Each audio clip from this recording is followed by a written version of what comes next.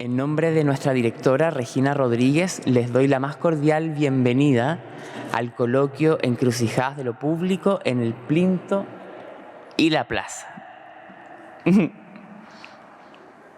Esperamos que esta sea una jornada que empezó ayer para continuar profundizando las grandes ideas que estamos justamente hoy en esta plaza pública bajo la moneda, interrogando, repensando, reimaginando. Saludamos a Javier Ibacache, presidente del directorio del Centro Cultural La Moneda, a Felipe Bascuñán, director subrogante de nuestro Centro Cultural, y a Fernando Balcells, quien es uno de los idearios junto a Voluspa Jarpa, Matías Correa y Gabriela Medrero, quienes nos han acompañado en esta misión. Queremos agradecer también a los trabajadores que hacen posible este encuentro. Desde el Centro Cultural La Moneda entendemos nuestro rol como una plataforma de encuentro ciudadano que promueve el diálogo interdisciplinario y plural, comprometido con una democracia viva, participativa y sensible a las transformaciones que atraviesa nuestra sociedad. Los centros culturales no son lugares solo de exhibición, ni menos neutrales, sino también espacios de pensamiento y circulación de ideas. Este coloquio busca precisamente alimentar ese rol, ofreciendo un espacio para la reflexión crítica y colectiva sobre el presente. En este espíritu, les damos la bienvenida al coloquio Encrucijadas de lo Público, en el Plinto y la Plaza. Agradecemos su presencia en este encuentro que confiamos en que será un aporte significativo para repensar colectivamente el arte, la memoria, el patrimonio y el sentido común que queremos construir en los espacios compartidos de nuestro país. Saludamos especialmente a quienes nos acompañan hoy día, a las expositoras que van a hoy día a conversar y los expositores, y los dejo con la primera mesa moderada por Gabriela Medrero.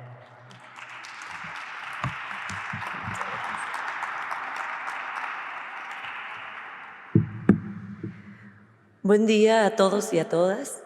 Es un placer poder estar con ustedes en este espacio central, en medio de un lugar tan importante y tan democrático que existe en nuestra ciudad. Agradezco a todos y todas quienes están asistiendo acá y sobre todo a quienes conforman nuestra primera mesa de esta mañana. Presentamos a Fernando Balcells, él es sociólogo. La mesa también va a estar conformada por Elvira Hernández, poetisa, por José Joaquín Brunner, sociólogo, y por Cecilia Vicuña, artista visual. Muchas gracias. Yo quisiera partir respondiendo o intentando responder una pregunta que se hizo ayer al término del coloquio y que quedó de alguna manera flotando, aunque se intentó responder. Cuando terminaron ayer todas las exposiciones, una niña del público que no alcancé a ver por los focos, dijo que echaba de menos que se hablara de la violencia que había ocurrido en Plaza Italia, que echaba de menos una cierta insensibilidad, dijo ella, en las exposiciones de los que habían hablado, y se preguntó con un tipo de pregunta entre dolida e irónica, de si eso no se debía a que los paneles habían estado integrados exclusivamente por hombres. Probablemente tiene razón. No sé si tiene razón en todo lo que ella quiso decir detrás de esta insensibilidad de los hombres, sino que tiene razón en el sentido de que efectivamente se hablaron de historias, se habló de regulaciones, se habló de buenas costumbres, de lenguajes arquitectónicos, de problemas en el arte. Se habló también de la historia de la plaza, pero en un sentido muchísimo más amplio que el del estallido social. Se habló apenas un par de veces del estallido para decir que el nombre era inapropiado y que habían pasado cosas más importantes.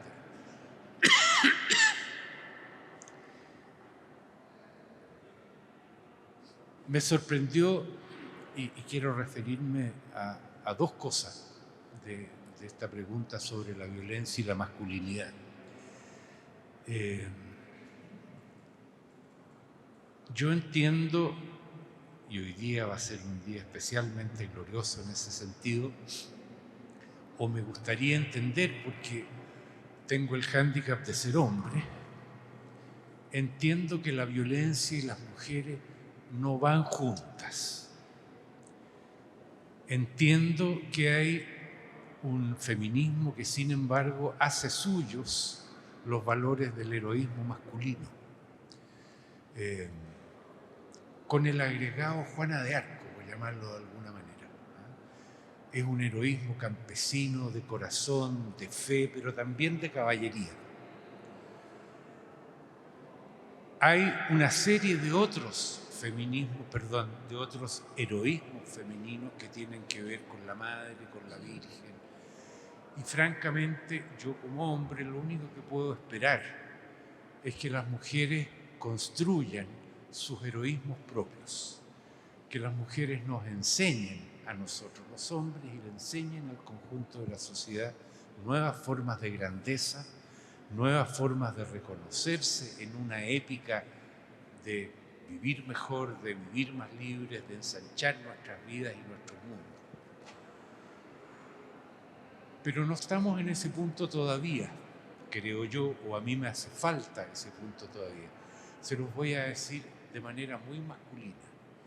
Las mujeres tienen que ser, para mi gusto, para lo que yo les pido, para lo que yo quiero, la clase obrera del siglo XXI. Esa vanguardia, no estoy hablando del Partido Leninista, estoy hablando de la capacidad de las mujeres de hacerse cargo de un modo de vida, de un modo de lo común, que hasta ahora ya vive como minoría, como minoritario.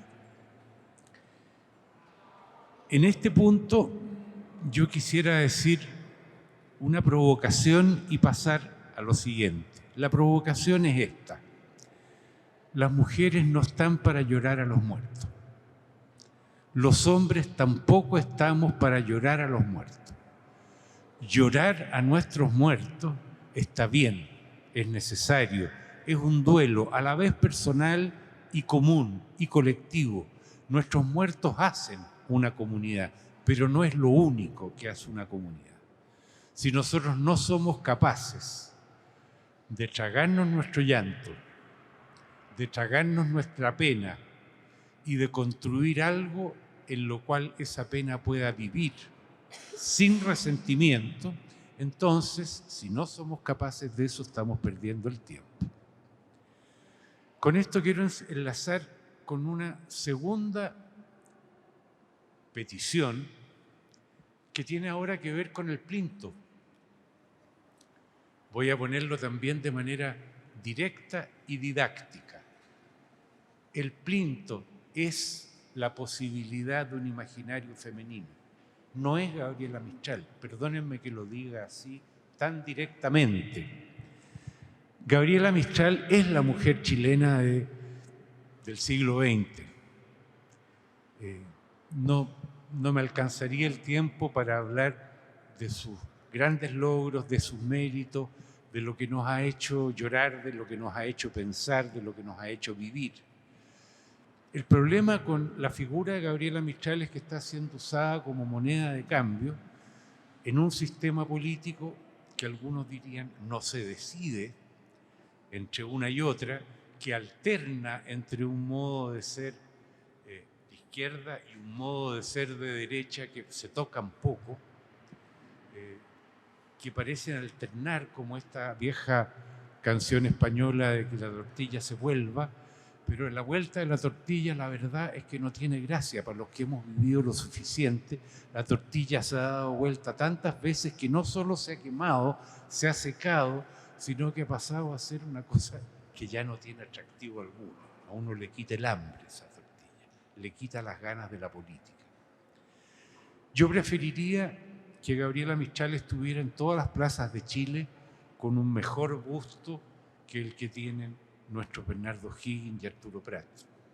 Preferiría todavía un poco más que se estableciera un premio anual de poesía para escolares, bien dotado como una buena beca a las poetas seleccionadas, y que ese fuera el homenaje de Chile a Gabriela Mistral.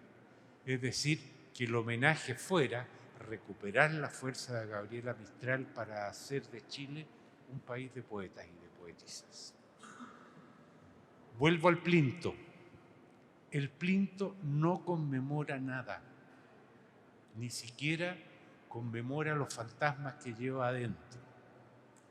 En todas las exposiciones de ayer, debo decir, y probablemente sea injusto, porque siempre uno es injusto cuando dice todos, no hubo ninguna que hablara del plinto autónomo, del plinto independiente, del plinto sin función, del plinto que ha dejado de ser un plinto.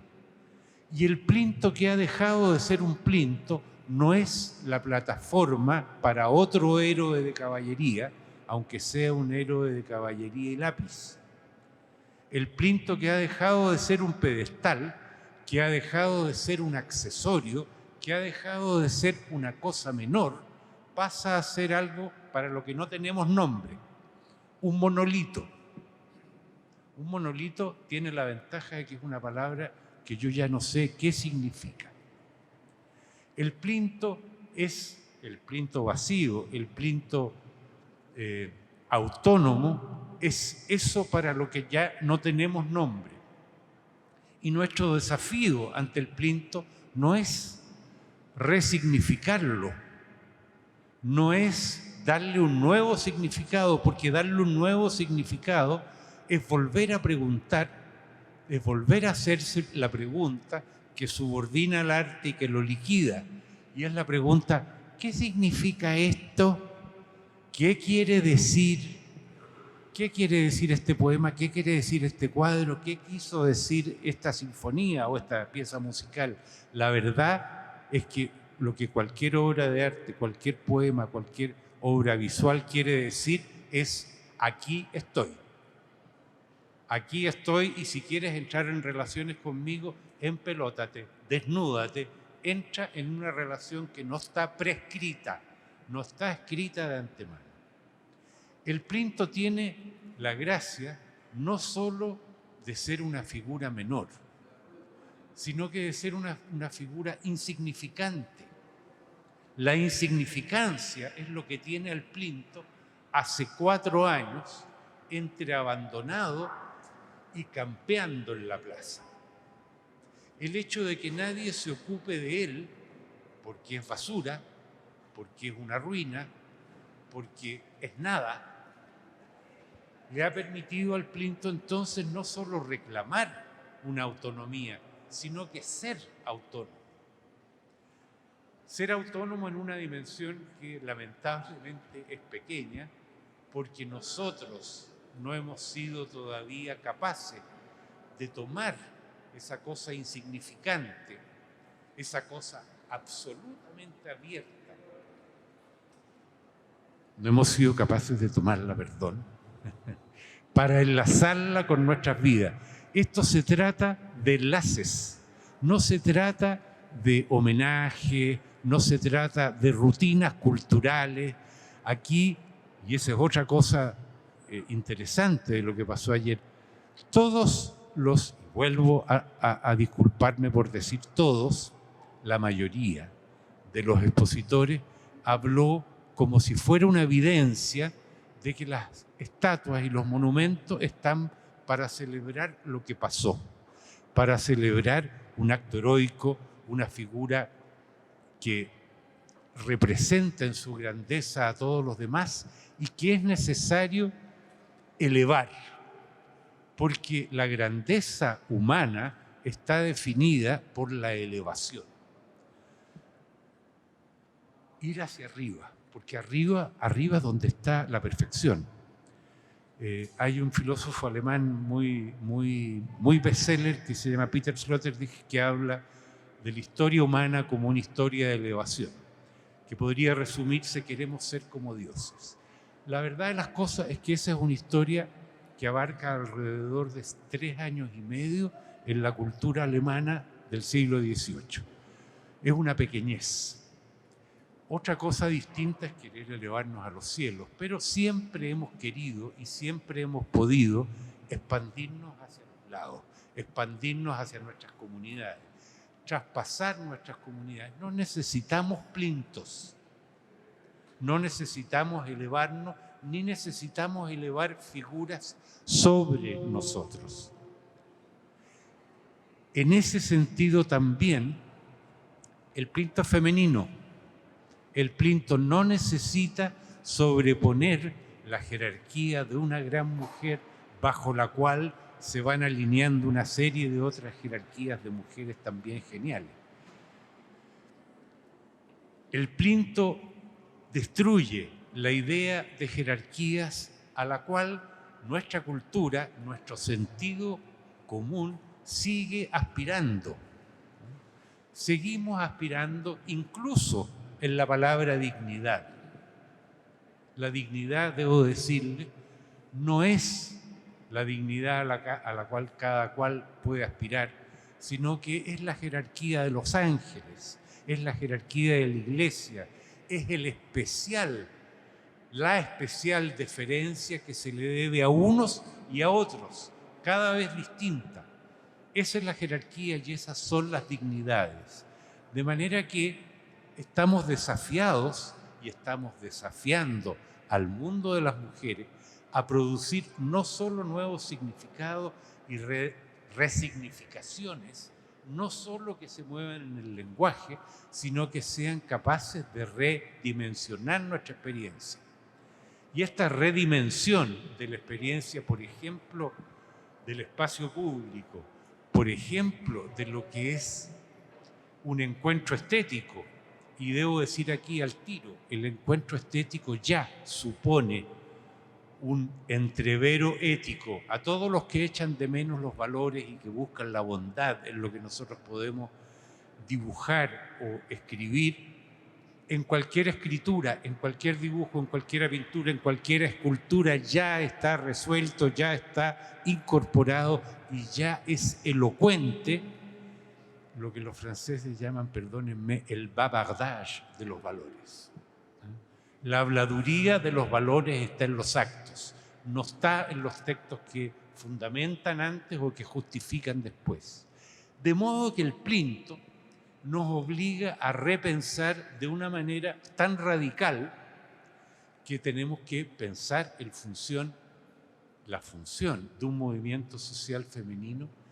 Tenemos que repensar la función de lo que llamamos civilizatorio, tenemos que repensar pequeñas palabras como dignidad y tenemos que repensar 2 cosas que voy a dejar mencionadas a título de homenaje a los 2 compañeros que no pudieron acompañarnos hoy.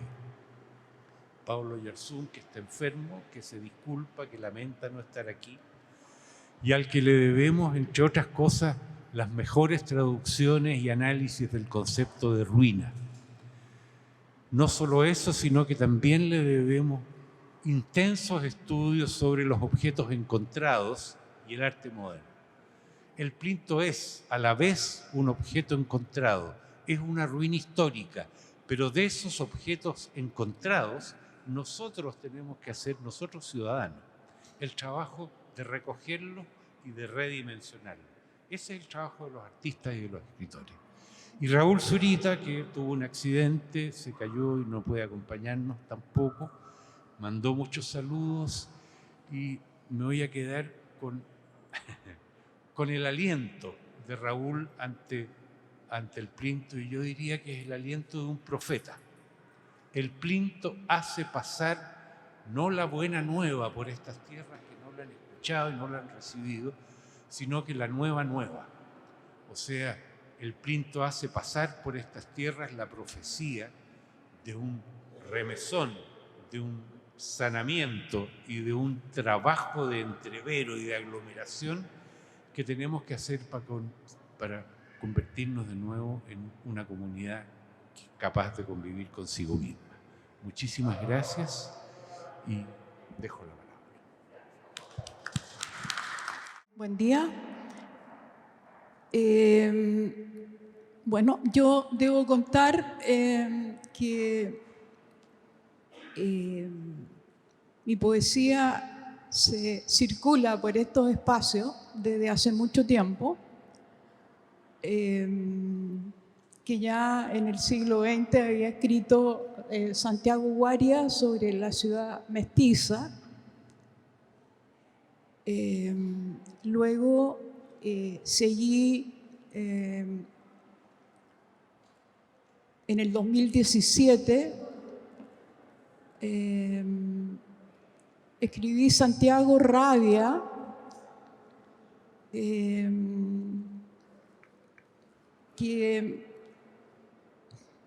de alguna manera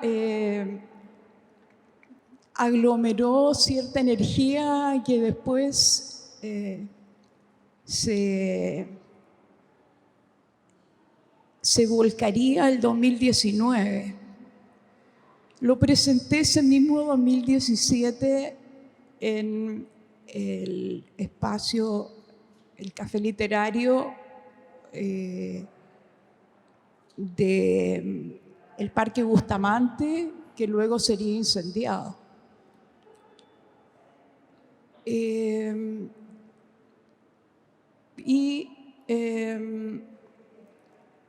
Luego, el 2020, logré escribir algo relacionado con lo que pasó en esa ocasión y que está dentro de lo que se llama Santiago Cero. Sí, perdón, Ciudad Cero. También decir que tuve una conversación el año 2022 con Claudio Alvarado Lincopí, quien ya en esa época tenía algo muy diseñado relacionado con el plinto vacío. Creo que lo que debería hacer brevemente es leer algunas cosas de lo que he mencionado.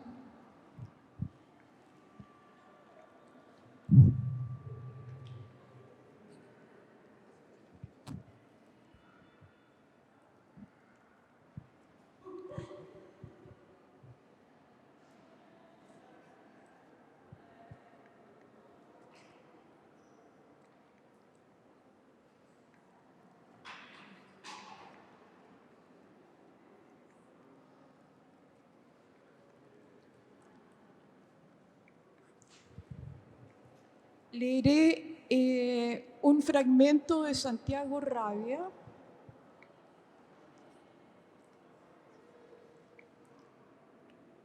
Cerrada por luto. Deletreo. M de mudez, M de marcha. M de mudez, M de marchas. Tanta cerrazón, me digo, tanto smog, tanto solvente, tanta lacrimógena, no hay dónde poner pie. Cascajos, cascotes, escupos, golletes, ladrillos, quebrazón y cuanto, despacio por el empedrado, nubes de piedras engranizada, nubadas de pedriscos, perdigones, secos para la piedra. En el ADN estará anotado. Ay, si las palabras tuvieran esa puntería. M de mudez, M de marcha. Tanta cerrazón, me digo. Esta entrada no se abre ni con Napoleón. Despacio por las piedras, New Jersey, vallas papales. Ya no sé por dónde voy. Váyase por dentro, oigo, como si me leyeran el pensamiento. Las calles están hechas tiras. ¿Quién puede adentrarse tanto en una cabeza, susurrarle proporciones, descerrajarlas? Esas cámaras que registran pálpitos. Pongo oído, M de mudez, ojo vidriado, pestaña, demasiado neón para que no se vea nada. Y el corazón de la transparencia, la casa de vidrio que todo lo pone a la vista, a la venta, desviste hasta lo que chistamos. M de mudez, M de máquina. Nunca me pasó sentirme tan perdida. Parece que fue ayer el terror de doblar la esquina, tener la aparición de Londres 38 y otros mataderos secretos, los senderos que se bifurcan y todos los caminos nos están llevando al mall. Y si no estás en el mall, haz como si estuvieras en el mall. Que nadie sepa que traspasaste la línea amarilla. Deletreo, paladeo letras, me empalagan, se me atraviesan, tienen el gusto del turista engañado. De Puerto Príncipe a Huechuraba, de Vallenato a Cerro Navia, la pequeña Lima a la redonda de Plaza de Armas, los sotabalos con su ristra de chombas. No hay turismo en estación de desplazados. El mercado de trabajo abre puertas invisibles, un cazabobos, un laberinto de espejos. Esperemos. El mercado no es vocería de hortalizas, los productos de la tierra apilados en sacos y cajones, el aroma de una invitación a cuadras de distancia. El mercado es hoy cosa rara, eléctrico, parpadeante, cartucho de dinamita, imbunche, mengue, Pedro Botero, y ruega al cielo que no se vaya negro. No habrá manzanas, árboles, serpientes, serpentina, carnaval, baile, un poco de pecado, que si nos alumbramos será con ululares y balizas, pepas, largas pitadas, empinadura de codo y hasta verte.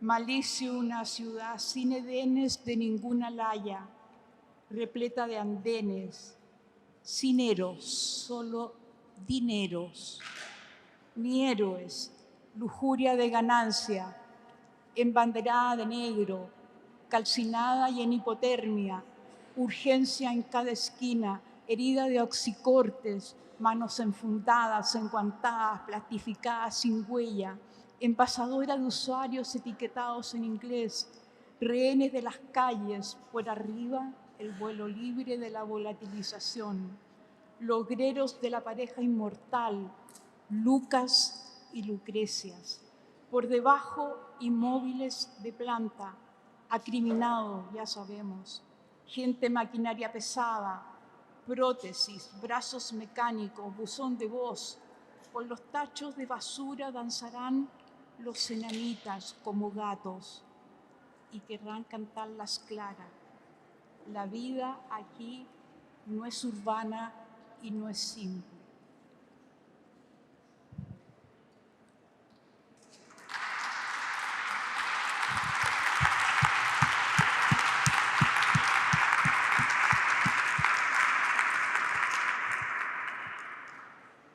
Y de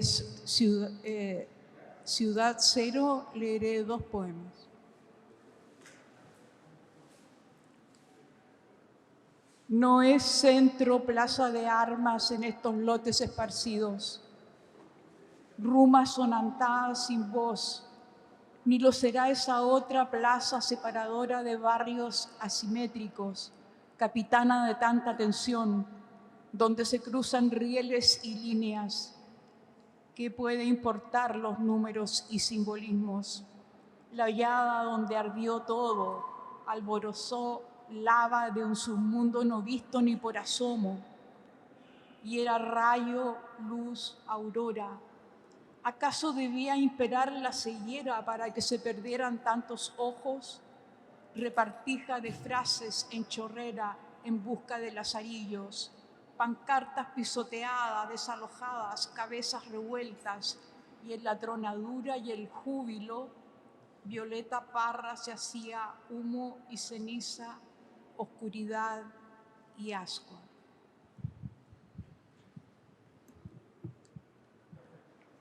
El plinto vacío nos retrata.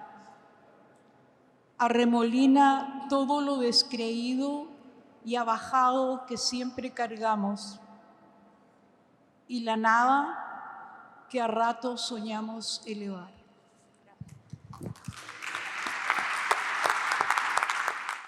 Bueno, muy buenos días. Muchas gracias por la invitación a participar en esta reflexión.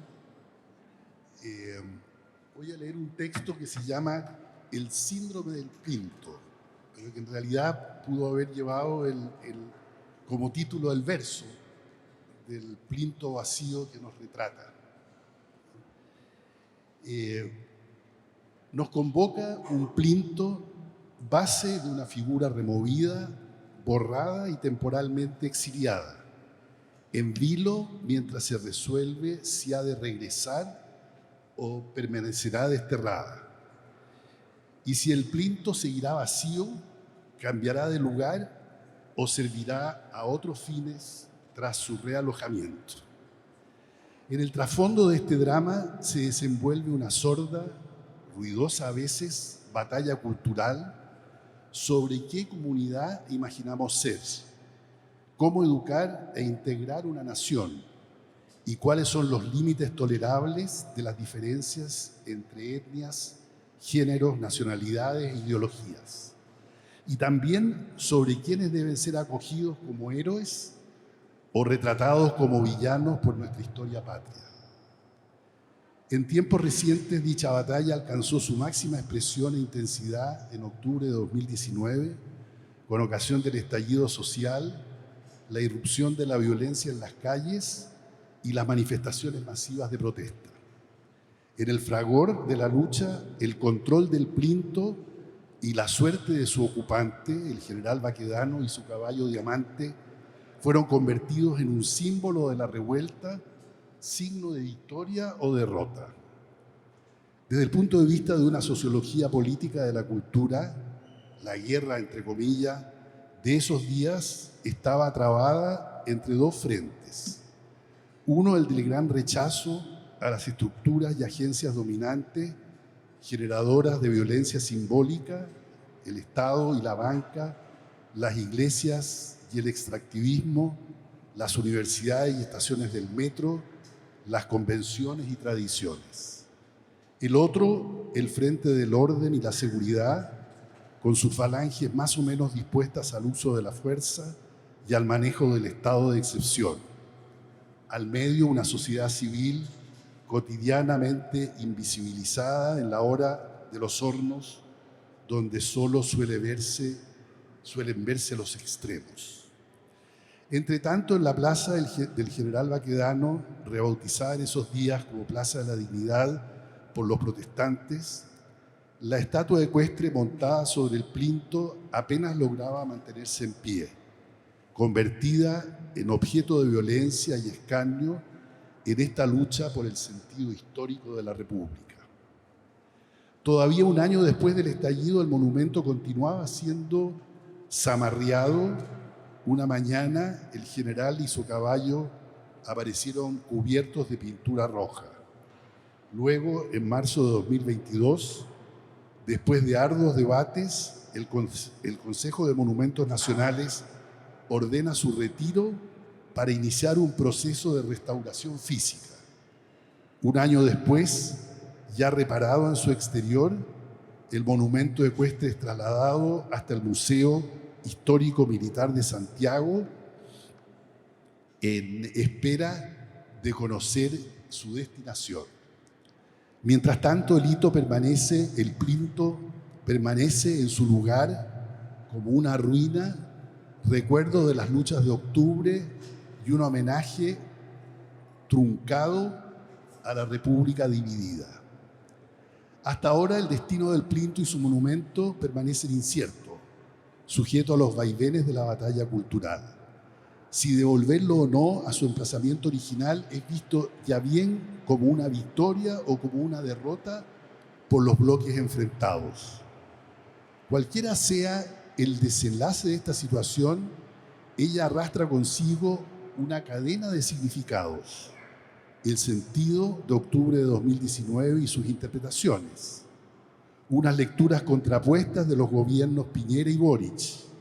De rebote, la memoria larga de la transición democrática y la modernización del país. La historia de la dictadura, el golpe militar y de los 1000 días de Allende y la Unidad Popular. Y más recientemente el significado del masivo rechazo de la propuesta entregada por la Convención Constitucional, así como el posterior repudio a una Carta Constitucional restauradora. Finalmente, este encadenamiento simbólico nos acompaña hasta hoy con la reordenación en curso del cuadro político que nos llevará a una próxima elección presidencial. Todo esto, puede decirse, se encuentra anudado metafóricamente al plinto y su desarbolada figura, por ahora pendiente de una incierta resolución. Revela las dificultades en que se encuentra la sociedad chilena por lo que llamamos el síndrome del plinto, la incapacidad de actuar debido a profundos clivajes político-culturales de los grupos dirigentes, sea en el plano moral, ideológico, estético e intelectual. Se manifiesta, por ejemplo, en la dificultad para encontrar un terreno común en materia constitucional o en asuntos curriculares, como enseñar la historia, por ejemplo, e inculcar un concepto común de ciudadanía, o en el ámbito de las confianzas mutuas en la esfera política, donde prejuicios profundamente enraizados nos impiden reconocer nuestra propia diversidad. El caso del plinto vacío y su historia de asaltos, estropicios, humillaciones y reparaciones, bien documentada por lo demás en diversos estudios, es una dramática ilustración de los efectos de este síndrome. Su alcance se proyecta más allá, sin embargo, del radio local, inscribiéndose como un eco de corrientes internacionales por un lado y por el otro, prefigurando una cierta idea de la historia. En efecto, forma parte, por un lado, del movimiento global de destrucción deliberada de monumentos e imágenes, la iconoclasia, que busca borrar la historia o resignificarla, dando paso a nuevas comprensiones del pasado, nuevas lecturas del presente y a nuevas utopías.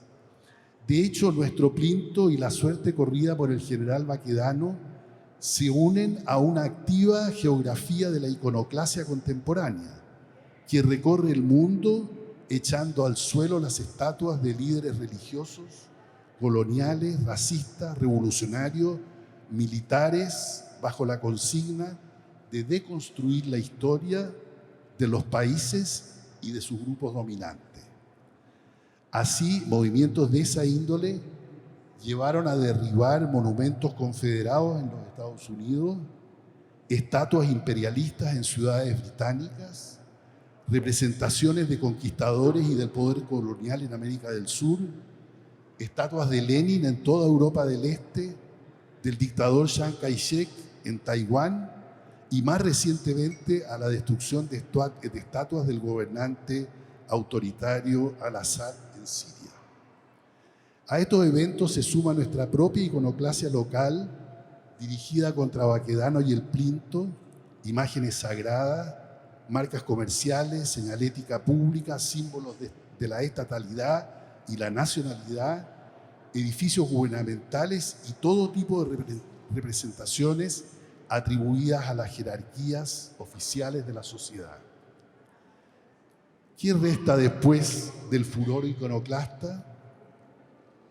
Una tesis publicada en 2023, premiada por el Ministerio de la Cultura, las Artes y el Patrimonio como la mejor en su género, habla de que quedan, comillas, vacíos representacionales, de los cuales el más evidente sería, dice, el pedestal solitario de color blanco en Plaza Baquedano, o sea, nuestro plinto.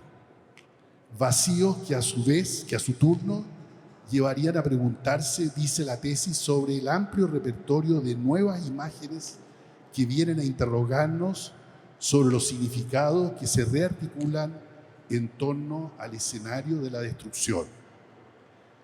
Esto nos lleva a pensar desde el plinto hacia una cierta idea de la historia anudada en torno al estallido social, con su cadena de significados hacia atrás y, precisamente por su vacío, también hacia un futuro incierto. Apenas diré unas palabras sobre esto que recojo de entre los escombros a los cuales Walter Benjamin dedica su novena tesis sobre la filosofía de la historia. Recordarán ustedes que allí él reflexiona sobre las ruinas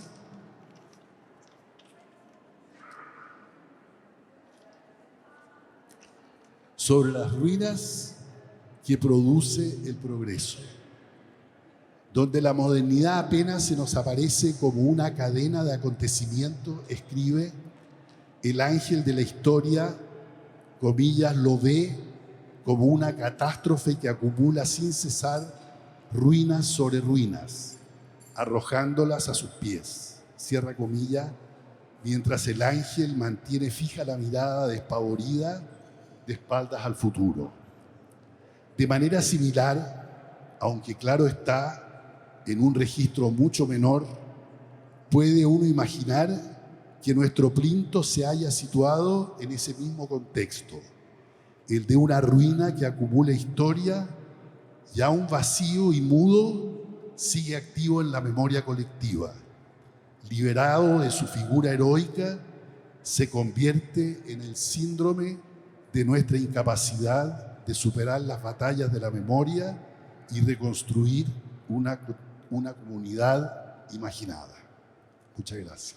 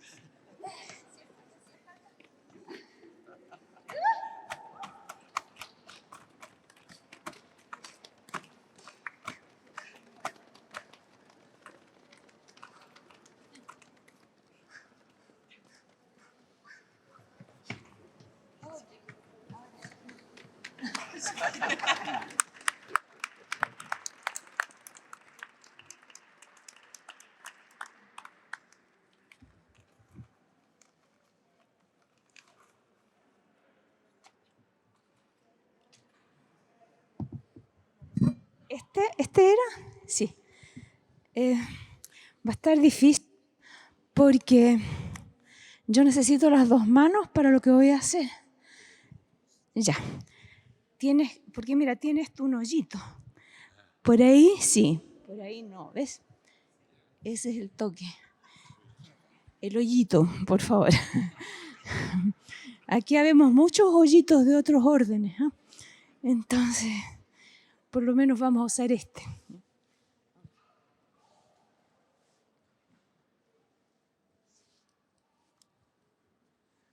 Yo vengo aterrizando recién me bajé del avión hace unas pocas horas, entonces me siento realmente como una forastera. Parece que ya ni hablo como chilena. He pasado casi toda mi vida accidentalmente afuera de Chile. Entonces, para mí es una emoción muy profunda estar aquí con ustedes. Acepté esta invitación a un coloquio y en mi imaginación pensé que íbamos a todos conversar los unos con los otros. Y me encontré con más bien una multitud de soliloquios, ¿ya? Y eso nos indica que en el esfuerzo extraordinario, admirable y maravilloso del equipo que nos ha convocado, que me ha conmovido profundamente, nos hace falta concebir, número uno, una estructura en la cual los coloquios efectivamente conduzcan a una conversación, ¿ya? Porque eso es lo que estamos necesitando, una conversación entre nosotros y con ustedes. Entonces, eso sería lo que yo diría, y lo rescato de un texto que escribió Fernando Balcells, que se llama Una carta al presidente, en que él invita al presidente a conversar. Aquí originalmente iba a haber dos de los poetas más potentes y admirables de Chile, Elvira Hernández y Raúl Zurita. Menos mal que tú, Elvira, has podido venir, porque ese es el arte de conversar, versar con lo que existe, lo que existió y lo que existirá. Por eso está buena la invitación a pensar en el Plinto. Entonces, ya que nos faltó un poco de ese coloquio, yo imaginé hoy en la mañana conversar con las cosas que yo he venido oyendo. Entonces quería decirles que antiguamente, cuando en Chile había educación pública, existía una figura que se llamaba el oyente. ¿Ustedes han escuchado esa expresión alguna vez? El oyente. Entonces, por ejemplo, cuando yo era chiquitita, yo vivía en el campo, iba a una escuelita pública, rural, y llevaba a mi hermanito, que si yo tenía 6 años, él tenía 4, y él iba de oyente. Entonces yo siempre llevaba un oyente al lado mío cuando chiquitita. Y cuando ya grande, me acuerdo que me inscribí para estudiar cibernética en una universidad de hombres, que era la Universidad Federico Santa María, y yo iba de oyente. Entonces, eso me he sentido yo en este coloquio como oyente. Y eso es lo que quiero ejercitar con ustedes. Empezaría, gracias. Empezaría por esa frase increíble que nos ha dicho Elvira. Sin eros, pero con dineros. Esa frase lo resume todo. Lo que ha pasado desde el golpe militar, estamos todos achuyuscados, hecho tira por esa traslación del eros al dinero. Estamos cagados por esa barbaridad. Por eso la frase tiene toda la potencia transformadora que Elvira lleva en la sangre víscera con la que ella habla. Gracias, Elvira.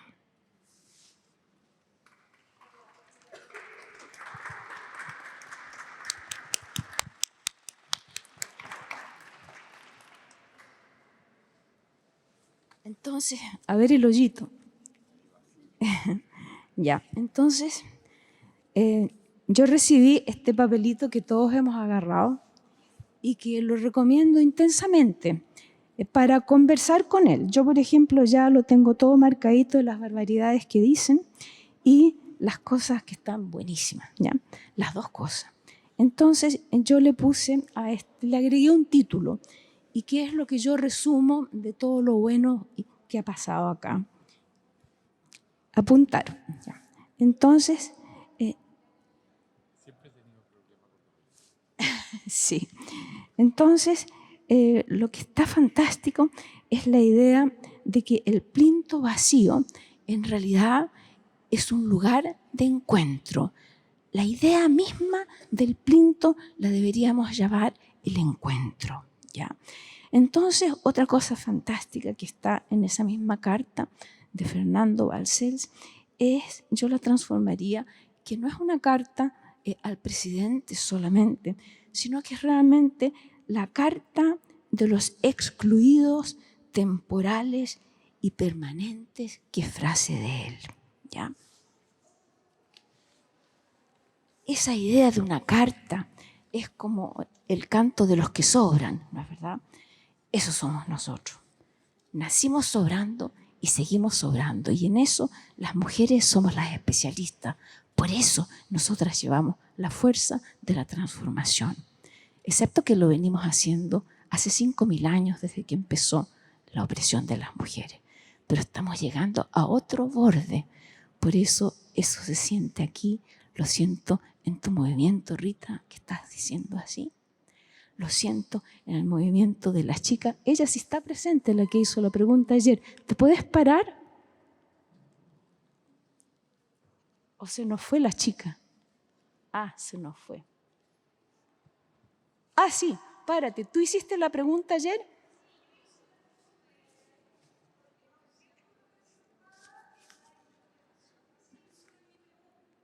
Perdona, pero no te oímos. Sí.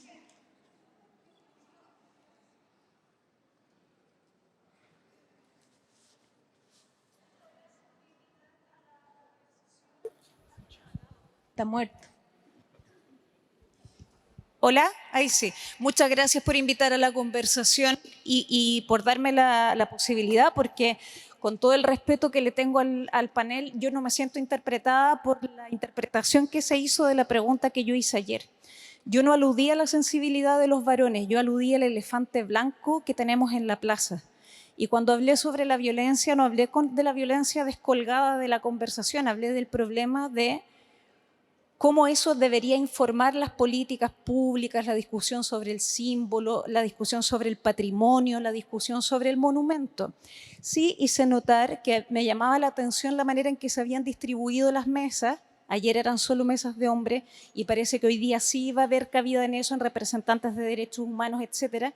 Y hice notar que me llamaba la atención con una pregunta muy específica que no era dirigida al problema de la paridad entre hombres y mujeres, sino que tenía que ver con, por ejemplo, ayer que se habló mucho de patrimonio y monumento, cómo se observaba desde esa mesa la tensión entre el memorial y el monumento.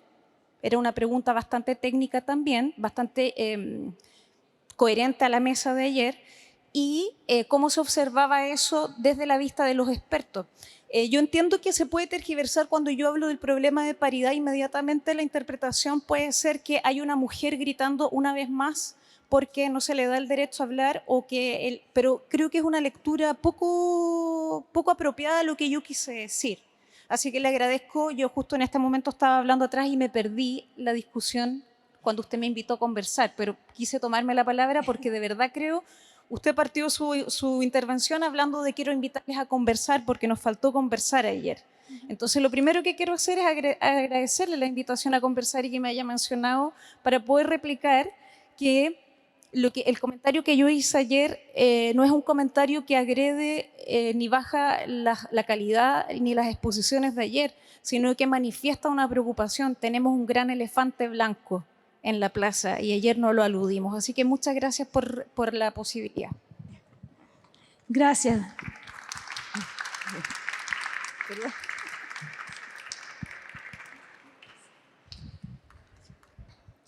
Bueno, muchas gracias por tomar la palabra. Y yo fui transformando algunas de las cosas que leí en este folletito, rescatando las mismas frases que estaban acá.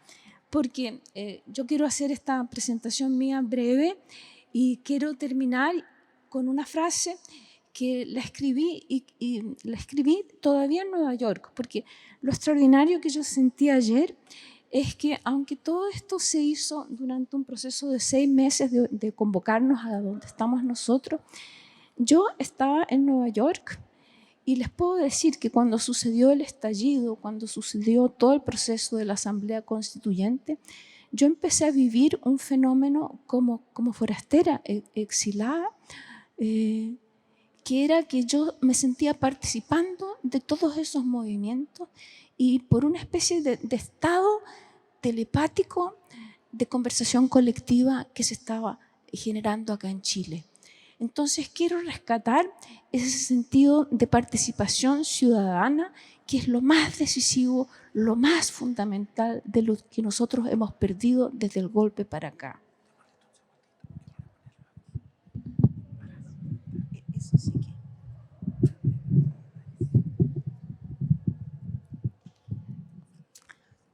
Muchas gracias.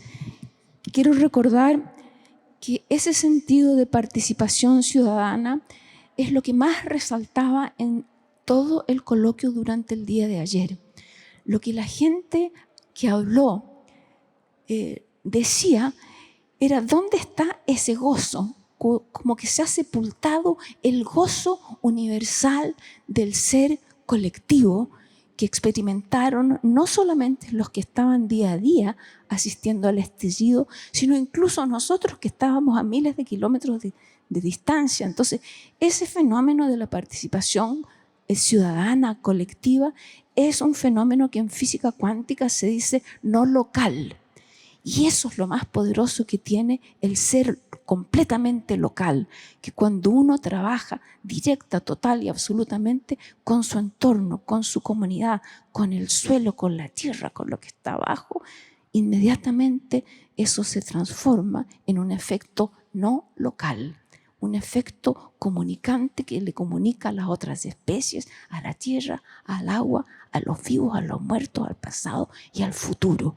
Entonces eso es lo que yo valoro de esta convocatoria, ¿ya? Y voy a decir un par de cosas más.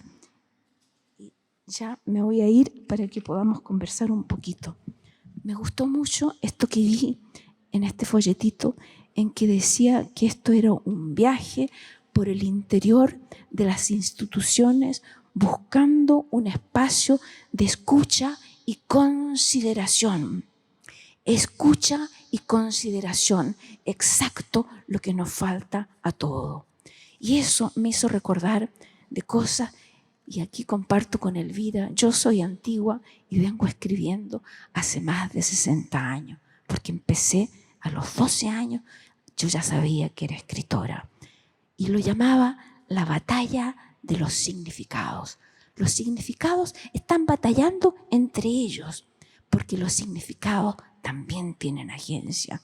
La batalla por las historias considera desde la perspectiva indígena que las historias mismas también tienen sus propias batallas y que también tienen su agencia y que esas agencias nosotros las tenemos que escuchar.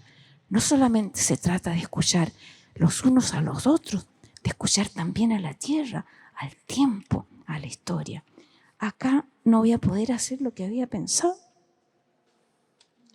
pero se los voy a mostrar. Como me olvidé de mi libretita, fui escribiendo estos papelitos llenos de las frases, ay chucha, que decían nuestros congéneres. Y entonces yo concebí esto, lo cómico es que lo concebí en Nueva York y esta mañana, ya se me había olvidado, y esta mañana lo rescaté. Y que yo decía, seguro que de este coloquio lo que tenemos que hacer, como nosotros aquí los reunidos somos los desoídos, somos los que nadie nos da bola. Entonces yo me imaginé, hagamos una especie como de diario mural de las frases más potentes y hermosas que digamos todos nosotros los que hemos participado, y que eso se reparta por los pueblos, que se borre, que la gente le coloque un mono encima, como sea, pero que esas palabras hagan el efecto que hace la semilla cuando entra en la tierra.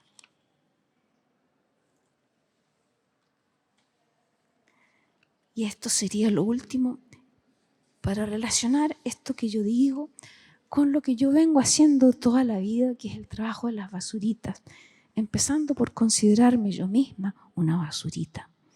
Entonces, esto lo escribí en Nueva York, pero ahora me parece que tiene sentido. Dice, aquí estamos los desoídos, los derrotados de todas las batallas, no solamente en Chile, sino a nivel planetario. donde los principales científicos y pensadores y pensadoras del mundo ya han declarado que perdimos la batalla contra el cambio climático, la batalla contra la desigualdad. Porque no hemos cambiado, dicen muchos, la narrativa, el lenguaje, la forma en que hablamos con nosotros mismos. Seguimos pegados en la vieja historia del capitalismo y el neoliberalismo ciego que solo valora el lucro disfrazado de economía. Perdimos la batalla de la Constitución y ahora la permisología nos entierra aún más en esa derrota. Por eso yo creo que imaginaron los de este equipo la idea del fracaso como posibilidad de transformar el mismo fracaso en una búsqueda de justicia, relevando el deseo de una cultura solidaria como la fuerza potencial que nos guía. Se habló mucho del signo, del vacío, pero hay que pensar que hay muchas formas de sentir y pensar el vacío. En las culturas indígenas, tanto de la antigua China como de la antigua África y de la antigua América indígena, el vacío es la fuerza generatriz, el origen del cosmos, el origen de la vida y de la muerte.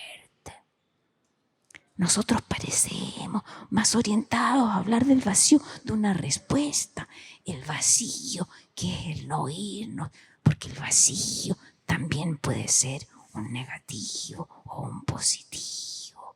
Y esa idea de que el plinto es lo que nos retrata es también la frase clave. Porque el plinto también dice que nos falta una visión unitiva, una fuerza que borre el efecto del filtro enceguecedor de la economía como el único valor. Ese valor lo instaló la dictadura, que es una violencia ontológica, epistémica, una violencia del alma o contra el alma de la tierra. Hagamos, por favor, ese testimonio mural como un poema colectivo que llegue a todo Chile con esas frases motrices que cambian la historia. Gracias, amigas. Gracias, amigos. Bueno, muchas gracias. Gracias por sus palabras, por la energía, por hacernos mover. La invitación, como bien Cecilia lo dijo, es a conversar.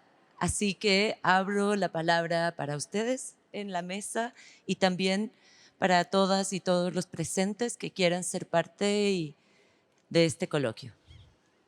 Gracias. Hola, gracias. Soy Sara Celada, magíster en ciencias, profesora de biología, especializada en insectos acuáticos como indicadores de la calidad del agua dulce. Conozco en parte la literatura de Elvira y de Cecilia, he visto las exposiciones de Cecilia también. Me alegra la participación de ellas en este coloquio, también de los varones, de los doctores, de los sociólogos. Ya, lo que quiero decir es una frase para el mural. Quiero decir que el plinto, es mío. El plinto es mío. Yo vivo cerca del plinto. Camino por las tardes con mi compañero, somos mayores, bastante mayores, y vemos el plinto. Y nos gusta, y nos conmemora, y nos hace sentir muchas cosas del Plinto. Ahora, yo tengo la cercanía física, pero todos los chilenos, y creo que el mundo, tiene una cercanía con el Plinto. Es un símbolo precisamente universal, lo local como universal, eso.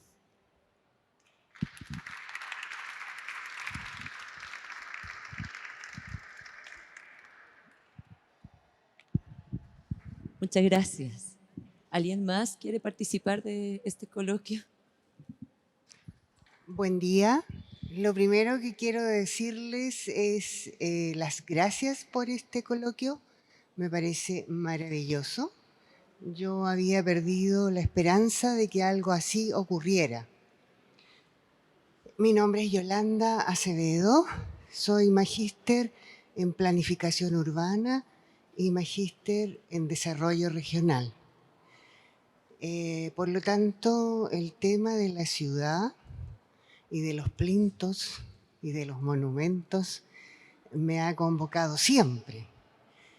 Y me parece importante poder dialogar también un poco.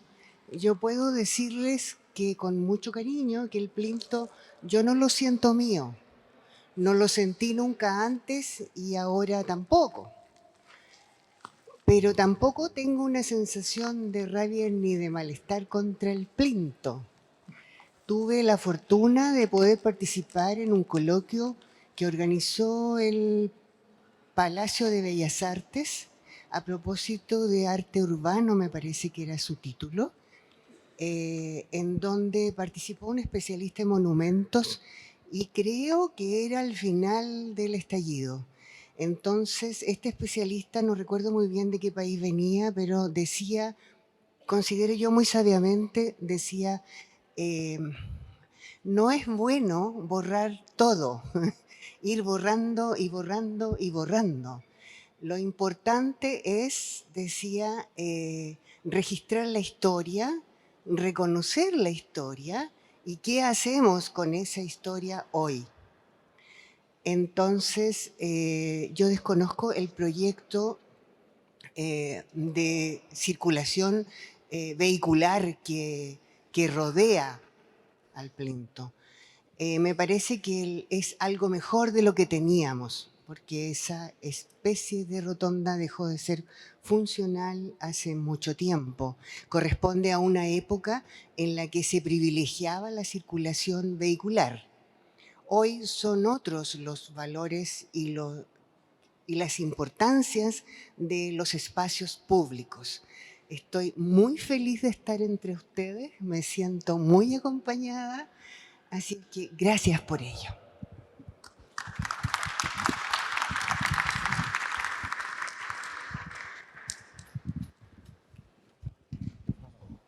Hola, me quedó reflotando a propósito de la pregunta sobre la violencia que hiciste tú y que después volvió a retomar Fernando Balcells. Me acordé que hace algo más de un año, Diamel El Tit, en el medio La Voz de los que Sobran, publicó una columna que se llama ¿Cuánto pesa la política? A propósito del conflicto, más bien polémica, por la aparición de Peso Pluma en el Festival de Viña.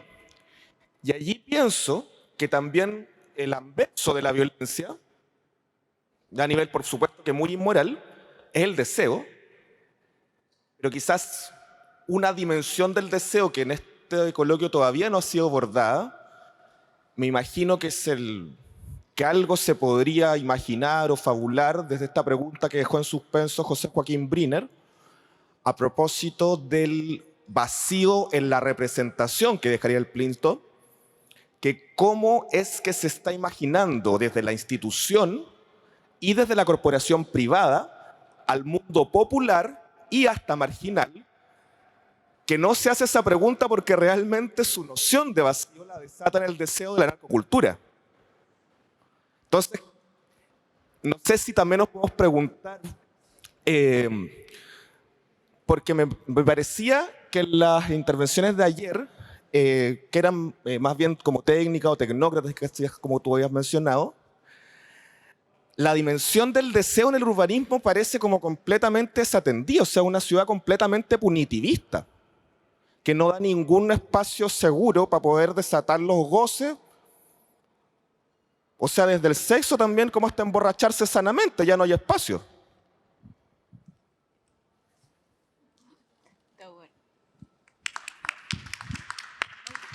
Ella levantó la mano.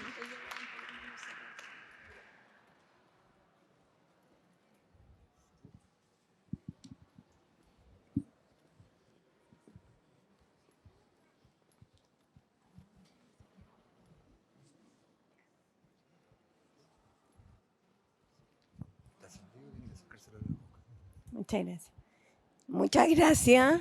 Me sumo a los agradecimientos por el espacio y quería complementar algo que dijo la vecina del Plinton. Uno vive en regiones, somos provincianos y creo que el Plinton no solo le pertenece a los santiaguinos, los que vivimos en provincia, lo que era la Plaza Italia, la Plaza Baquedano y la Plaza de la Dignidad, igual forma parte de nuestra historia.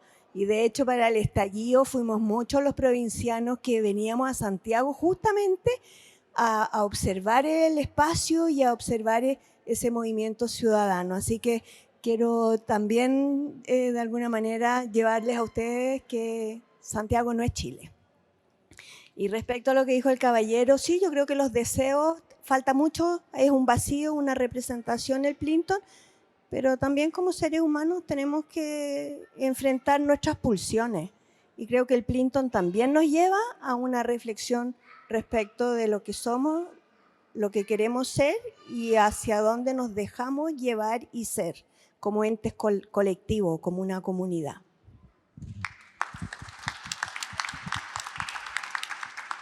Muchas gracias. ¿Alguien más?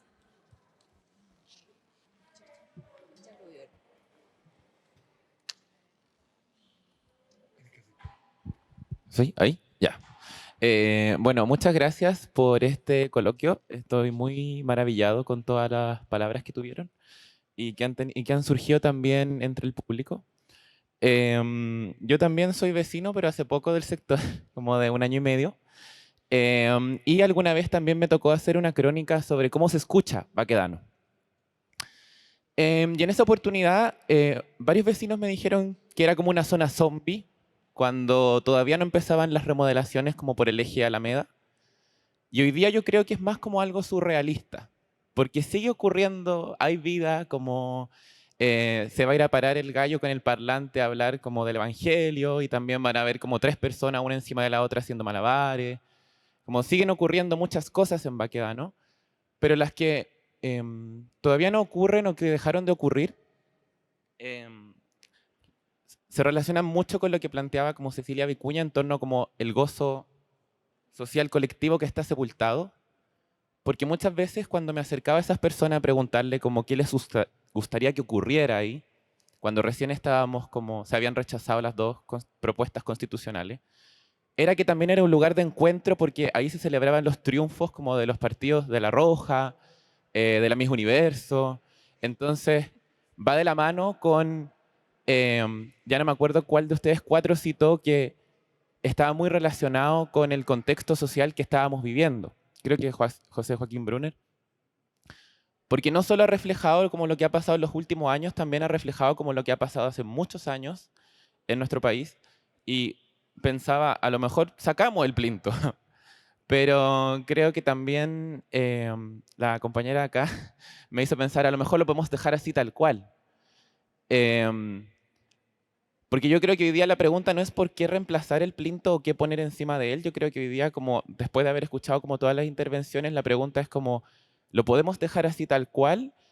¿Y cuál es como esa otra cosa que nos va a reunir en torno a él masivamente?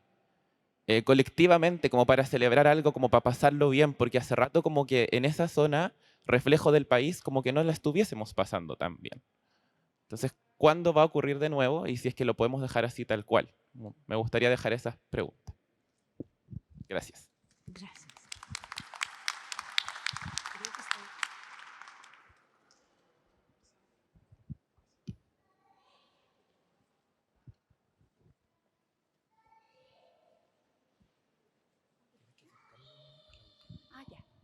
Gracias.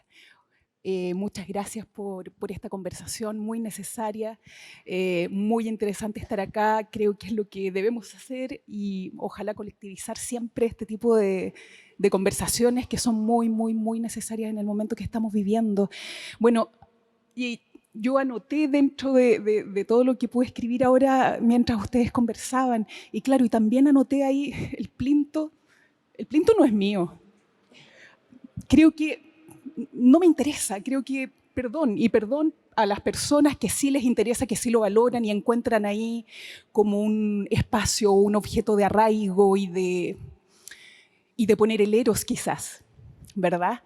Pero claro, yo soy de la zona cero, viví ahí el estallido social, pero antes de vivir el estallido social también viví muy fuertemente junto con mis pares y amigas y amigos, familiares, conocidos, conocidas, profesores, etcétera, la desazón y el dolor y la poca esperanza de ver una sociedad que justamente consume, que nos tiene la soga al cuello y que la riqueza, y así como lo leímos muchas veces escrito en las calles, está mal pelado el chancho.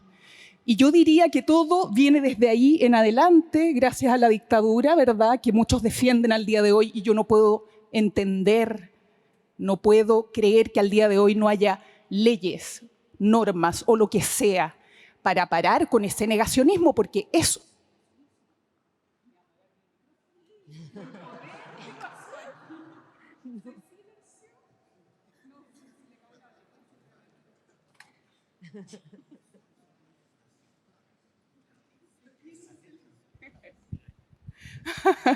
Ahí está, gracias.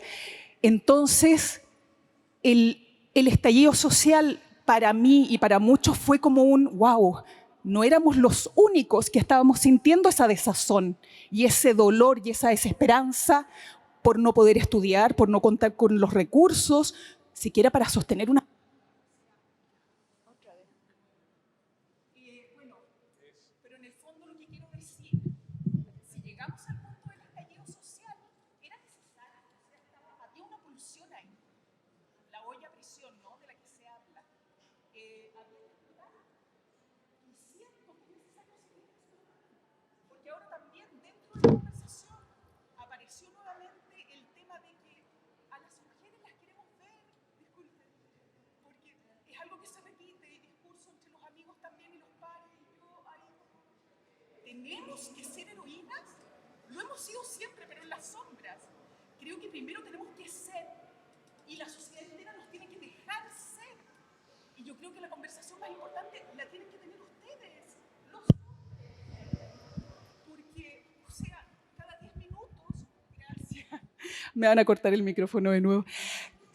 Cada 10 minutos una mujer es violada en el planeta, cada 10 minutos. Y en un 98% es por los hombres. Entonces, ¿somos nosotras las mujeres las que tenemos que tener de verdad la conversación? ¿O son ustedes que entre pares tienen que decir, oye, sí, pues, si está pasando esto, bueno, conversemos. ¿Qué nos pasa a nosotros que cada 10 minutos se está violando una mujer y en el 98% de los casos son hombres los que violan? Entonces, si hablamos de violencia, wow, hemos aguantado harto, ¿o no? Y eso que ahora se habla del tema y de alguna manera se censura y se frena. ¿Cómo habrá sido antes? O sea, sé cómo fue para mi madre y para su generación de mujeres hacia atrás. Doloroso, todo el tiempo doloroso. Entonces, y volviendo al tema del plinto, perdón, me estoy tirando como para todas las aristas. Al plinto yo le pondría un mesón para seguir esa conversación de la que tú hablas. Eso, y se me quedan un montón de temas, pero bueno, estallido social era necesario, sí, y muchas veces sentí ganas de subirme al caballo y hacerlo pedazo en el suelo añicos con todas las personas que teníamos esa desesperanza y esa desazón. Ya, y me voy a quedar ahí nomás porque podría estar hablando. Muchas gracias. Muchas gracias. Estamos listos, ¿cierto? Gracias. Vamos a hacer una pausa para poder rearmarnos y seguir con la segunda mesa. Muchas gracias.